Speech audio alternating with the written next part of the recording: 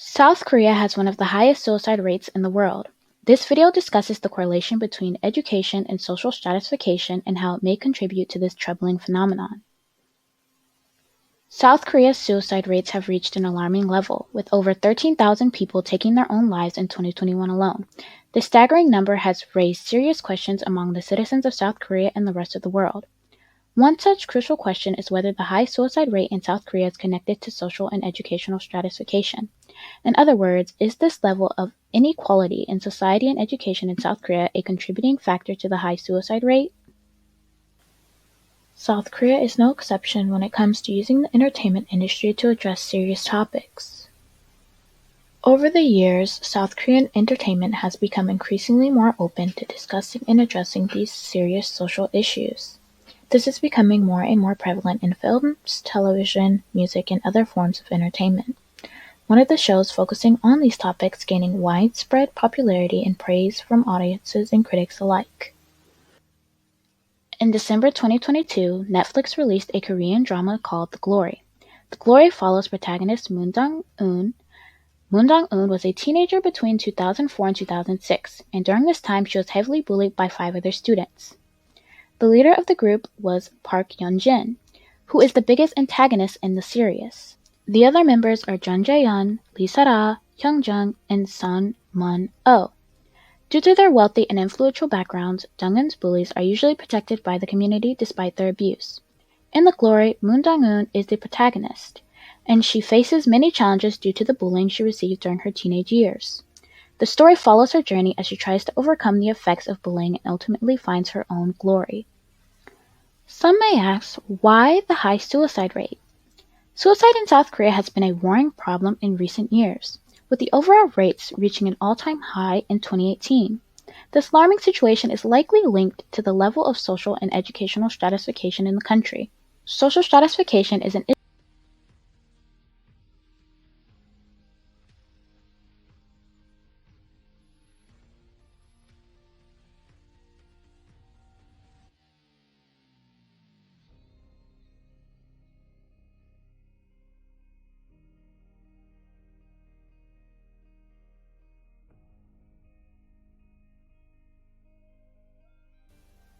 Social and educational stratification has been a long-standing issue in South Korea since its modernization in 1948. Stratification can lead to feelings of isolation and despair among individuals, which in turn can lead to suicide. To better understand the effects of stratification on suicide rates, it is essential to examine the historical context of stratification in South Korea. In addition, it is essential to examine current suicide trends. South Korea was divided into social classes based on education, occupation, and wealth. Those with higher education and wealth typically access more resources and opportunities than those with lower education and wealth. This stratification created a hierarchical society where those with access to more resources and opportunities were given higher status and increased power. This was in contrast to those who did not. This hierarchy has led to feelings of despair among individuals who are unable to access the same resources and opportunities as those with higher status, as they may feel unable to achieve their goals and progress in life. The current trends in suicide in South Korea reflect the effects of this stratification. In South Korea, social and educational stratification has been linked to the high rate of suicide in the country. This thesis will explore this issue in detail, examining the underlying factors related to social and educational stratification that can lead to higher suicide rates. The first factor to be explored is the high suicide rate. The second factor to be explored is the impact of social stratification on suicide rates in South Korea. Social stratification refers to the unequal distribution of power, wealth, and resources among people in a society, and it can lead to feelings of insecurity and alienation. In South Korea, where social stratification is very pronounced, this can lead to a higher rate of suicide. Additionally, there is evidence that those from lower economic backgrounds, such as those in rural areas or with lower levels of education, are more likely to commit suicide. The third factor to be explored is the impact of educational stratification on suicide rates and bullying in South Korea. Educational stratification refers to the unequal access to a quality education among people in a society. In South Korea, college entrance exams are a major factor in determining educational stratification, and this can lead to feelings of frustration and hopelessness among those who cannot gain access to a higher education or better job opportunities. These feelings can in turn lead to a higher suicide rate, as those from lower educational backgrounds may feel that they lack the tools to improve their lives. To begin with our first factor, we will look at the research paper Increased Use of Lethal Methods and Annual Increase of Suicide Rates in Korean Adolescents, Comparison with Adolescents in the United States, by Park Soo-bin, Cho, Sun-chul, Kim, Yo, Hee-jung, Hyung, and Jin-pyo.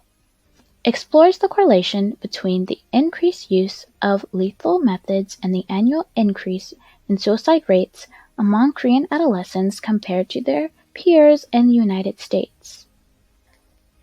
The study utilized data from the Korea Youth Risk Behavior web-based survey and the Youth Risk Behavioral Survey for the United States to collect the results. The results of the study indicate that there is a significant correlation between the increased use of lethal methods and the annual increase in suicide rate among Korean adolescents.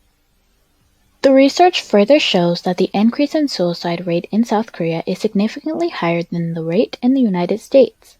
The authors of the study attribute the increase in suicide rates among Korean adolescents to various environmental and societal factors.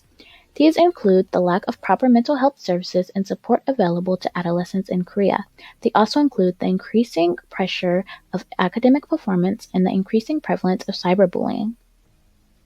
The research also suggests that Korea's overall suicide rate, including adults, is significantly higher than in the United States.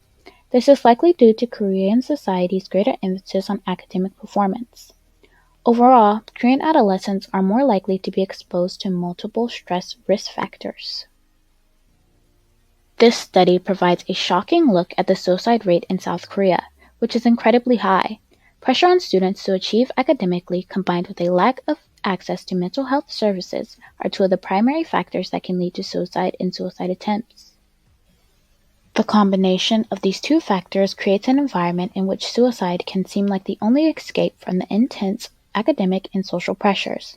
South Korean students are under immense pressure to perform academically as their future is largely dependent on academic success. This can lead to feelings of inadequacy, hopelessness, and self-doubt. Students can feel that the only way out is through suicide. South Korea has a low number of mental health professionals, stigma surrounding mental health, and mental health services like talk therapy are often expensive and inaccessible. Without the support of a mental health professional, those struggling with suicidal ideation may not have the proper resources to help them. That can lead to a lack of understanding and increased hopelessness that leads to suicide attempts. The combination of South Korean education system and lack of access to mental health services has created an environment in which suicide is seen as an escape from the intense pressures of life. This is of course problematic. In order to reduce the high suicide rate in South Korea, it is essential to provide greater access to mental health services and create a more balanced education system. Doing so will ensure that those struggling with suicidal ideation will have the resources and support they need to get the help they need, and ultimately to save lives. In continuation of the discussion of mental health, a different but similar study shows consistent attitudes and behaviors related to suicide in the country.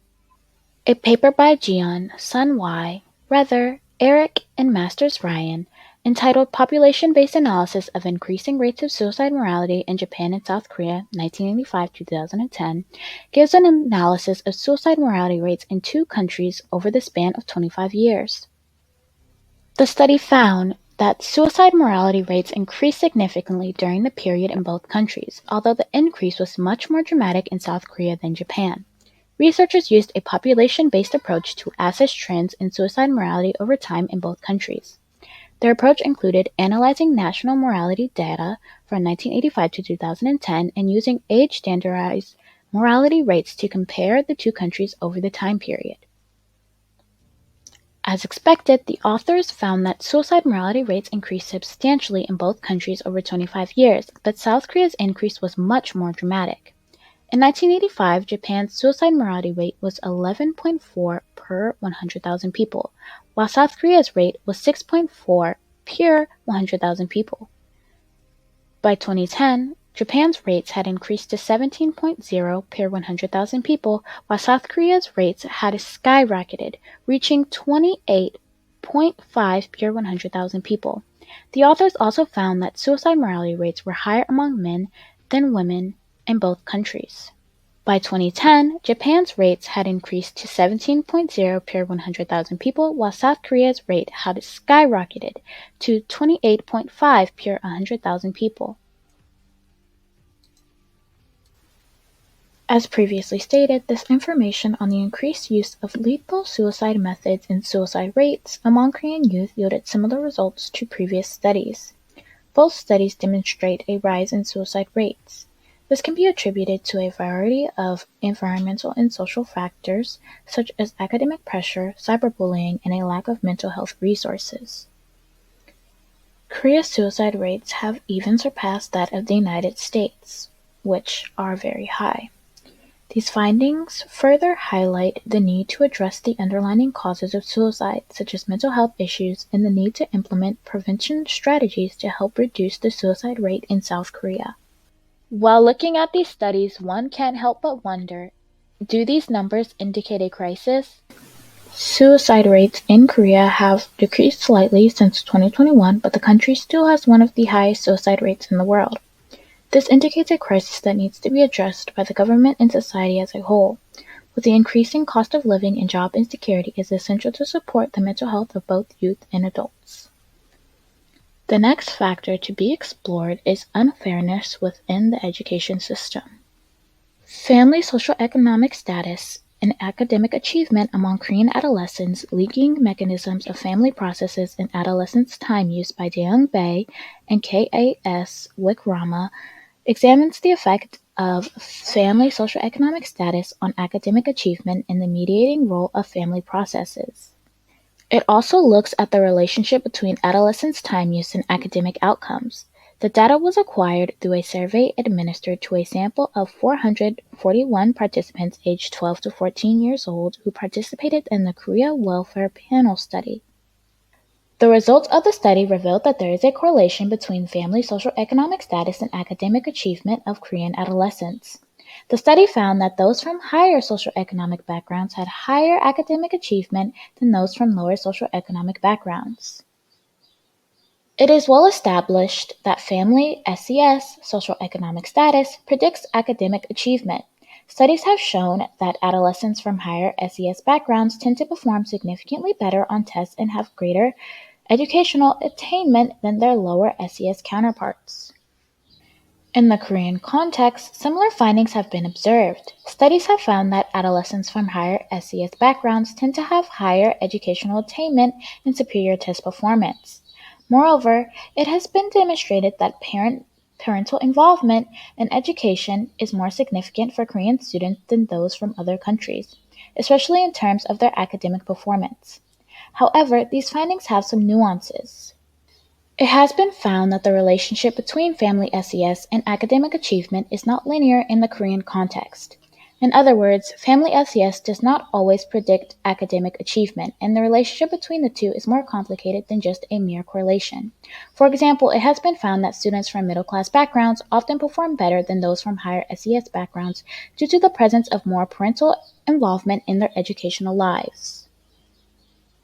Though these findings may not be linear in the Korean context, class inequality that affects the Korean education system has a very long-standing history.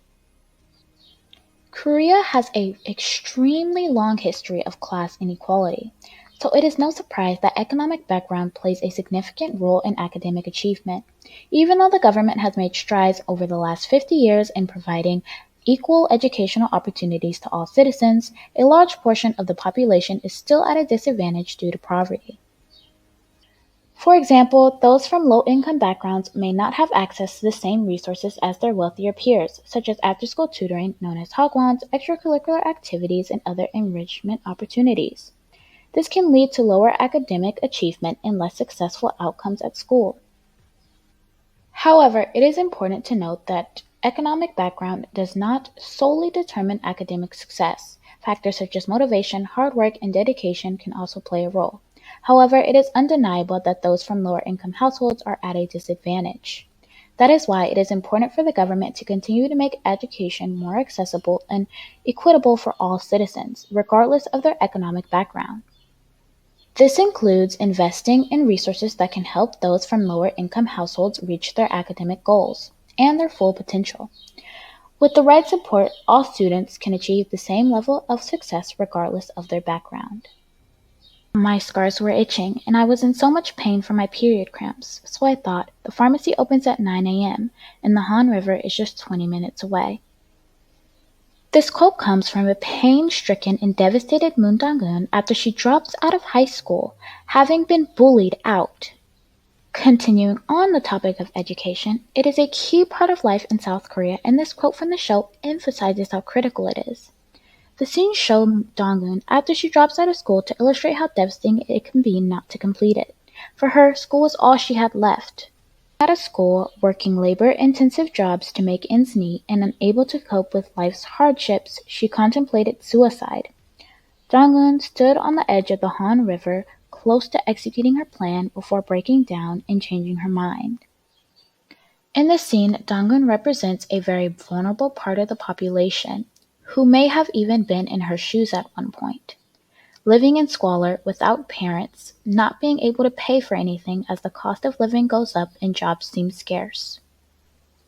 While the wealth gap in Korea continues to grow day by day, a very small minority at the very top of society are able to afford beautiful, extravagant penthouses overlooking Han River as people like Dong-eun dive in it to escape a life of misery. The paper entitled "Rising Rates of Suicide Among School-Aged Children in South Korea Trends" examines the increasing prevalence of suicide among school-aged children in South Korea. It begins by contextualizing the issue by discussing the social and cultural conditions in South Korea that have contributed to the current suicide rate. Additionally, the paper provides an overview of the current research on suicide among school-aged children in South Korea as well as the methodology used to collect and analyze the data. The paper finds that suicide among school-aged children in South Korea has been increasing steadily since the 1990s. It also finds that the majority of school-aged suicides are committed by boys, and that the most common cause of suicide is mental health issues such as depression and anxiety. Additionally, the paper finds that bullying, academic pressure, and family problems are also contributing factors to the rising suicide rate. Furthermore, researchers discuss the possible implications of its findings for policymakers in South Korea. They note that there is a need for more comprehensive mental health service in schools, as well as improved awareness of the issue among teachers, parents, and other adults. Additionally, they suggest that policies should be implemented to reduce bullying in schools and to address the academic pressures that students face. Living in South Korea can be a daunting experience for some. The country is highly competitive academically, and bullying is also an unfortunately common occurrence. This combination of intense competition and bullying can create a tremendous amount of pressure and stress for those who are already struggling. For some, this pressure can be too much to bear, leading to an immense feeling of sadness and, in a lot of cases, to suicide.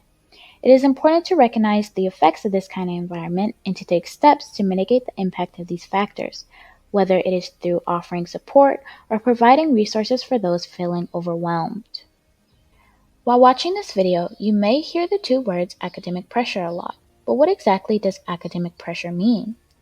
What exactly makes the Korean education system so demanding for students? The answer to that? Hypercompetition.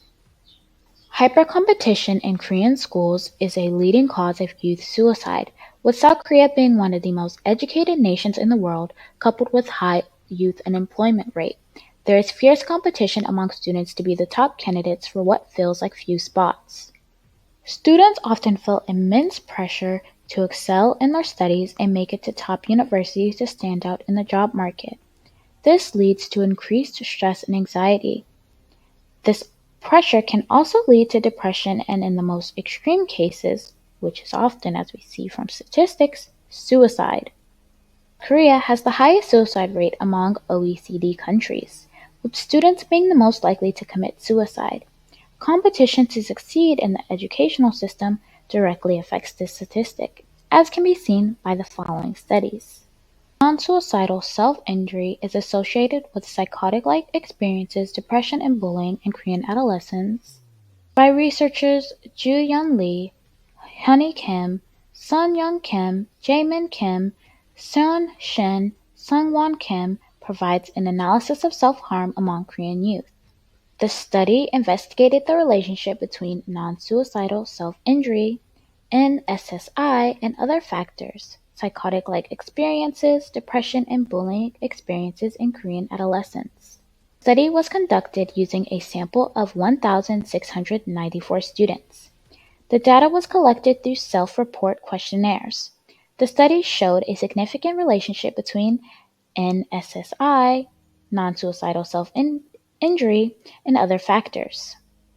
Specifically, adolescents who engaged in NSSI were more likely to report higher levels of psychotic-like experiences, depression, bullying, high academic stress, and low academic achievement. The study found that boys, those with a religious background, and those with low academic achievement and high academic stress were more likely to engage in non-suicidal self-injury (NSSI) than those without those characteristics. This is further reflected in the scores of the CESD, Static T, and PQ-16 tests, all of which were significantly higher in the NISSI group than in the non-NISSI group. Additionally, the RSES score was significantly lower in the NISS group than in the non-NISS group. Also, bullying experiences such as being a victim, a bully victim, or witnessing bullying were more likely to occur in the NISS group than in the non-NISS group. The academic pressure of Korean schools is unparalleled in comparison to many other countries across the globe. With such a high level of competition, many students feel overwhelmed and unable to cope with the intense pressure that they face. This has resulted in an alarming increase in the number of cases of non-suicidal self-injury (NSSI) and suicidal ideation among Korean youth. NSSI refers to an individual inflicting harm on their own body in an attempt to cope with difficult emotions or to gain a sense of control over their own body or life. This can range from cutting and burning to excessive piercings and tattoos. It is pertinent to note that NSSI participants do not necessarily want to die. Instead, it is often their way of dealing with emotional distress and lack of control. Academic pressure in Korean schools has been linked to the rise in NSSI and suicidal ideation among Korean youth. This is further compounded by the lack of mental health resources available to students and the stigma surrounding discussing mental health issues. It is vital that Korean schools and society in general take steps to reduce academic pressure placed on students and create a safe and supportive environment for young people to talk about their mental health. Only through meaningful and long-term changes that we can hope to reduce NSSI and suicidal ideation among Korean youth. This following clip is from a documentary titled Academic Pressures Pushing South Korean Students to Suicide.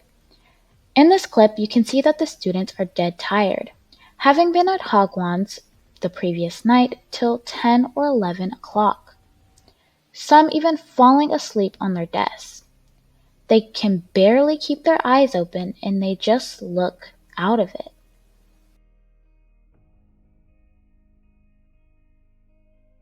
Now that we examined most of our factors contributing to the high suicide rate, it is now time to look at bullying and cyberbullying in South Korea and how that connects to stratification.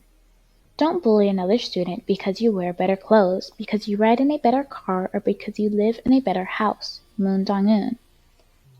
Cyberbullying and bullying are both extremely prevalent in South Korea, particularly among those of a lower socioeconomic class. This is due to the vast gap between the rich and the poor in the country, which exacerbates existing issues of inequality. As a result, those from lower income backgrounds are more vulnerable to experience bullying, both online and in person. This is an especially pressing problem for young people as it can lead to long-term damage to their mental and emotional well-being. In order to combat this issue, there needs to be a focus on increasing access to resources and support for those who are struggling. This could include providing educational opportunities and financial aid for those from lower income backgrounds, as well as increased access to mental health services. Additionally, it is important to promote a culture of acceptance and understanding between all members of society, regardless of their socioeconomic background. By addressing the underlying causes of bullying, we can ensure that everyone feels safe and supported no matter what their socioeconomic background is. In South Korea and many other Asian countries, conformity is highly valued. Because of this, feeling like one does not fit in can be a very difficult and isolating experience. This is especially true in a culture like South Korea, which is highly collectivist and homogeneous, like many other Asian countries. Durability and willingness to conform is highly emphasized. And when one is unable to conform to their surroundings, it can lead to social isolation. This isolation can lead to depression or, again, in extreme cases, suicide. The inability to conform can truly feel like a complete devastation to your life. Not only can it lead to feelings of isolation, but can also make an individual a target for bullying. Bullies are often drawn to those who are different and those who stand out from the crowd. This type of behavior can lead to a negative cycle of self-doubt and depression, and can be very hard to overcome. It is important for those who find themselves in situations like these to seek help and support from friends, family, and other trusted people in their lives. It is also vital to have a positive attitude and to take ownership of one's own decisions. With the right support and guidance, it is possible to learn to be comfortable in one's own skin and to ultimately find peace and acceptance within yourself. Glory conformity is explored a lot throughout the story and the characters. Go and Hae-jung have experienced a level of ostracization that is sadly all too common for those without the same wealth as their quote-unquote friends. Myung-go is often treated as nothing more than a lapdog, while Hae-jung is constantly bullied for her clothing choices that are not as extravagant and expensive as her girlfriends. Despite having been friends with these people for years, they still feel as though they don't belong due to their lack of wealth. The fact that they are not from a wealthy background has become a barrier between them and their friends in terms of how they are treated. This is a sad state of affair that many people find themselves in, feeling like they are on the outside of the group because of their financial situation. It is a stark reminder of the power of money and how it can shape relationships even amongst those who consider themselves friends. In the 2000s, Young Shin Kim, Yoon Jun Ko, and Leventhal conducted a research study to examine school bullying among Korean middle school students. The study was conducted among 1,756 middle school students from two schools in Seoul and Anyang-si. The results of this study revealed that the prevalence of school bullying among Korean middle school students is high. The results also showed that boys are more likely than girls to experience bullying. Boys are more likely to participate in physical abuse, outnumbering girls more than 2 to 1. Also found that both the high and low SES groups, socioeconomic status groups, were disproportionately represented in school bullying. Among the high SES groups, 72.4% of the 29 individuals were involved in school bullying, while the percentage of involvement in the low SES group was even higher, at 81.2%. This suggests that both SES and family structure play a role in the occurrence of school bullying. The analysis of the relationship between SES and school bullying revealed a significant correlation. South Korea has long been a country where economic status plays a significant role in bullying prevalence. Studies have found that children from lower income households are more likely to experience bullying, and sometimes even be the bullies themselves, whether that bullying involves physical or psychological abuse. The difference in bullying prevalence between those from higher and disadvantaged economic statuses can be seen in the way the two groups of students are treated differently. Students from lower income households are more likely to be subjected to physical abuse, verbal abuse, and other forms of abuse. This disparity is made even more pronounced by the fact that those from lower income households are often less able to defend themselves against bullying and child abuse. As previously stated, children from lower economic households are also disproportionately represented as being bullies, often due to their lack of access to resources that can help them cope with difficult situations in better ways. This means that the pressure to conform to certain behaviors, often rooted in economic disadvantage, can lead to bullying and marginalization of those from lower income households. Now, on to our conclusion. Looking at the glory, Dong-yoon is a lower-class student who is effectively an orphan and faces relentless, merciless bullying daily. Her peers pick on her for her financial status, ridiculing her constantly for her inability to keep up with them. She is called names, malicious rumors are spread about her, and depraved acts of violence are committed against her by them. Their actions are cruel and unjustified, and they don't seem to care about the damage they do to Dong-yoon's self-esteem. Dong-yoon is not the only one suffering from this type of bullying. Unfortunately, many lower-class students like her were subject to this kind of mistreatment. It's a sad reality that students are judged and discriminated against because of their social and economic status. What's more concerning is that Dong-yoon and other lower-class students face lasting effects, which they may never receive help for. Psychological damage from being the target of such cruelty can be crippling. It can lead to depression, anxiety, and diminished self-worth. As evidenced, South Korea has a high suicide rate and a high level of socioeconomic and educational stratification. This is due to a variety of factors, including the high level of competition that exists in the country's education system, as well as the large gap between those who are wealthy and those who are not. These inequalities can be seen in the way that those with higher levels of education and higher incomes have better access to resources and opportunities than those with lower levels of educational attainment and lower incomes. In addition, the culture of South Korea has often placed a lot of emphasis on academic success and the pursuit of wealth, which can create a sense of pressure for those who feel that they cannot live up to these standards. This pressure can be compounded by the fact that the cost of living in South Korea is quite high, and many people find it difficult to make ends meet. Furthermore, South Korea has a relatively high rate of unemployment, which can further add to the sense of hopelessness that some people experience. These social and economic inequalities, combined with the pressure to succeed and the general cost of living, can contribute to a feeling of despair among those who are already struggling to just survive. This can lead to a higher suicide rate, as people feel there is no hope of improving their situation. In Korean society, it is clear that there is a strong correlation between social and educational stratification and the high suicide rate. This can be theorized by the fact that South Korea has the highest suicide rate among OECD countries, with the majority of those suicides coming from individuals in lower socioeconomic classes. Additionally, South Koreans are increasingly facing issues with educational stratification, with individuals from lower socioeconomic classes facing difficulties in accessing higher education due to a lack of resources.